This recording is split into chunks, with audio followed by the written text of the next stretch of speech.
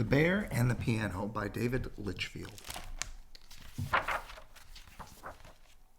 One day, in the forest, a young bear cub found something he'd never seen before. "What could this strange thing be?" he thought. Shyly, he touched it with his stubby paws. Plonk! The strange thing made an awful sound. So the bear left. But the next day he came back. And the day after that, too.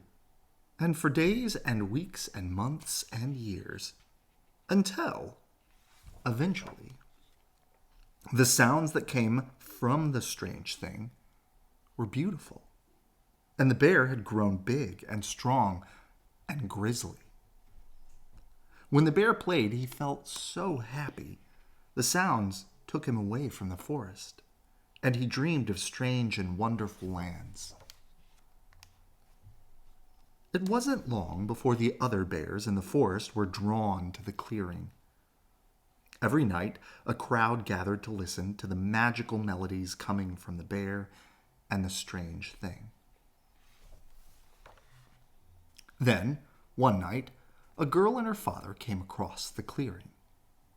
They told the bear that the strange thing was a piano, and that the sounds it made were music. "Oh, come to the city with us," they said. "There's a lot of music there.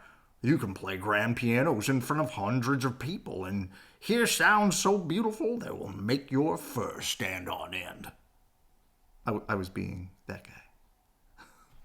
The bear knew that if he left the forest, the other bears would be very sad. But he longed to explore the world beyond the woods, to hear more wonderful music, and to play bigger and better than before. And before long, the bear's name was up in big, bright lights, in the big, bright city. "Unmissable," the post. "You won't believe your ears or your eyes."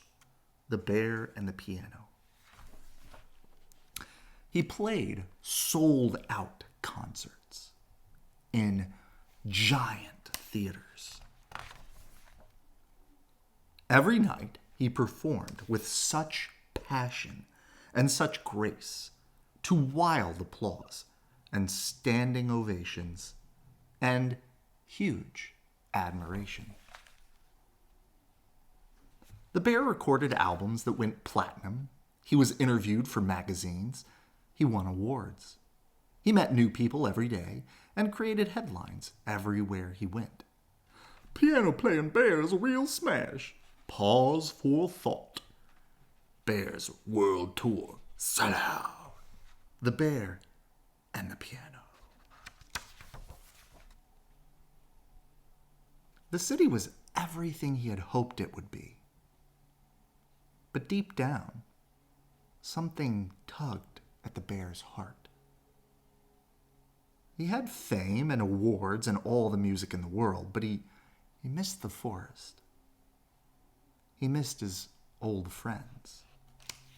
He missed his home. So the bear decided to go back. He speedily crossed the river and excitedly pounded into the forest.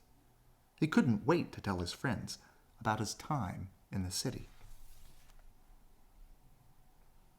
But when the bear reached the familiar clearing, it was empty. No piano, no bears, no anything. The bear started to worry that his friends had forgotten him, or that they were angry and he had left them behind. Then a friend stepped into the clearing. "Hello," cried the bear. "Oh, hello, I'm back. I've missed you so much." Without saying a word, the gray bear ran back into the trees. "Wait," called the bear. I'm sorry I left. Please stop." But his friend just kept running. The bear stumbled after him, moving deeper and deeper into the forest, until he saw something that made his fur stand on end. For the bear had not been forgotten. His friends weren't angry, but proud. The bear realized that no matter where he went or what he did, they would always be there, watching from afar. They had even kept the piano safe in the shade, ready for his return. So after the bear had told his friends about his life in the city and the many concerts he had played, he sat down to play once more. This time, for the most important audience of all. Good night. I love you.